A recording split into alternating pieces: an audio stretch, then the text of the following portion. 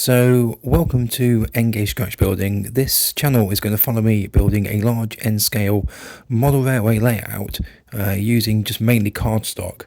Now, the first thing I'm going to do is build this N-gauge terminus station, and I'm going to base it on this photo here. Now, this station no longer exists, but as you look at it, the left-hand part of the building is the parcel delivery office, the tower in the middle, and then there's a booking hall on the right-hand side.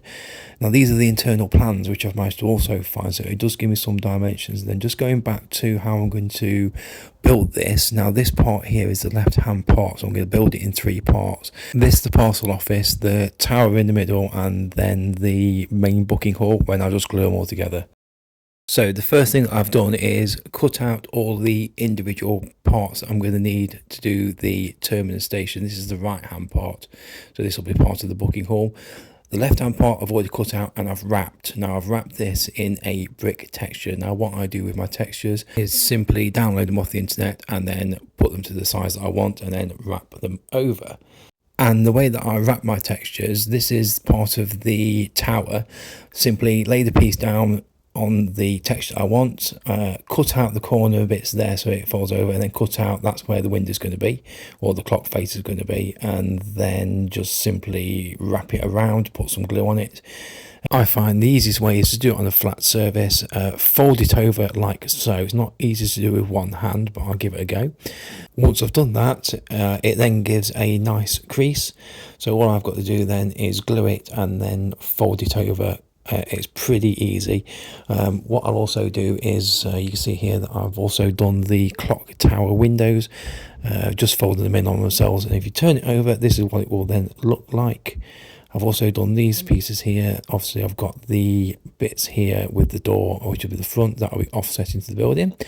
And once it's all put together, this is what it will look like. The right hand side will be the booking hall, that will be on 2 levels.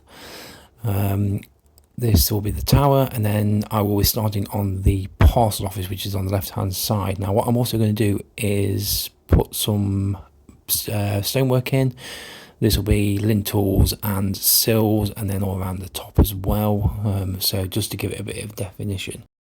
What I've also done is I've cut this out. This is going to be how wide the building is going to be. As you can see, I've wrapped it. I don't like wasting wrap, and I didn't quite have enough, so I put a bit over, but you can see the line, but I'll work on that in a bit. We'll put some archwork in and some windows and sills. Now what I've also done is just dry fitted this. I've just cut these out of bits of card. These will be the stonework, just to give it a bit of definition, and as I don't like wasting any wrap, I'm going to wrap it in that. They are small, these are incredibly fiddly. Now this is N-scale, so all these pieces are quite small. Some of them are only like 0.5 mil wide, some of the parts for the archwork. These are, I think, about 3 mil, 4 mil wide. What I'll then do is just glue them together like this. Now these are just bits of cardboard box that I've cut up, or cereal box. I find cereal box quite good because it's just thick enough, so when I glue it together like this and it's dry with this PVA, it then does dry quite quickly. And then what I'll do is just wrap it up with the bits of leftover that I've got. Now what I've also done, I've also got and put together already a couple of these small bits. Now some of them are tiny. Once they are dry and wrapped in the texture here, I will then fit them to the building just to see what they look like. Now I've managed to wrap these pieces. Now these were tiny, incredibly difficult to wrap. Might need to think about doing it a different way because that took quite a while for me to do. Some of these pieces are tiny, the size of one of these small squares. So anyway, I've put them onto the outer building. Having a look from the side, I'm not sure whether there's enough definition there. Maybe I don't need to do it in the same colour wrap. So what I've also done is some window sills. Now I've just done this out of a piece of 1 mil grey card which I had lying around from another project. I'm going to put them in there and in there. I'm also then going to do a bit of archwork across here and then put some lintels in across the top of the windows. So laying them in, a lot happier with the right hand one. The right hand one is stuck in, coloured it in with this dark brown pen, and I think I'm going to use that colour to do all of the lintels and all of the stonework. I'm going to give it a go. I'm also going to put in here some drain pipes and colour it in with a black permanent marker pen.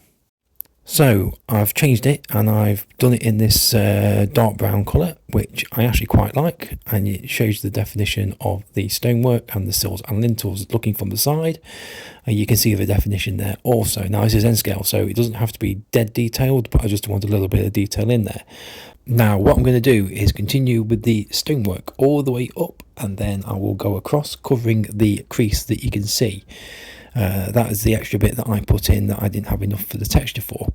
What I've also done is some archwork. Now some of these pieces are incredibly tiny, they are only laid in at the moment, and this will be the drains. All I've done is a bit of card, cereal box, coloured it in black, and they will go down either side of the building. And I've put the stonework in. I've also done the drain pipes, put there in, they're all stuck on both sides, there and there.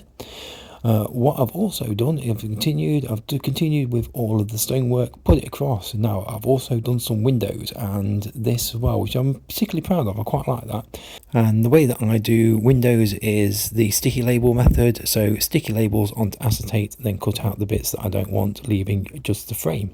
So onto the front of the building. The first thing you'll probably notice is that I have covered the holes. They were too small, didn't like them, didn't look very good. I've also put this window in and offset this. This was going to be a window, but I've now offset it. So what I'm going to do is continue with archwork and then do some more stonework. The stonework will go up to the top and will be just over the top of the arches there. Now continuing with that, I have done quite a bit more work on this, completed those arches, put all the windows in, and done the stonework across the top of the arches, leveling them all out. Now when I put it together, what I've also done is made sure that I have matched up the stonework all the way across, so when it gets stuck together it will all be even. Then the only thing I've got left to do is a couple of windows here and here, and then also a small window for the entrance, and then I can stick it all together. So once I've stuck it all together, it will look something like this. So what I've done is stuck it all together. It's just sitting there to dry at the moment, but having a look round the card at the back, what I've done, I've actually made it a little bit longer because the tower is going to fit in there. What I've also done is put the first floor in. This is just a wood floor texture wrapped around a bit of card, and then I've stuck it in below the level of the sills of the first floor. What this will then do is I'll be able to start making up the rooms within the building. Here you can see what will be the booking office, which will be behind the tower. And then going up over the building, I have made 4 rooms which will represent offices. Now, what I've also done is put some wallpaper texture around some cards, stick them in. And then when you pan down, you will be able to see some furniture which I've just made up from tiny pieces of card and stuck down. What I've also done is started the roof on the parcel office side. This is the grey card that I had lying about earlier, so I've cut it to size, scored it in the middle and then folded it. I downloaded a grey slate tile texture from the internet, cut them into strips and then started overlaying it onto the roof. Now when I've turned it over, then what I've done is just cut the edges off to neaten it all up.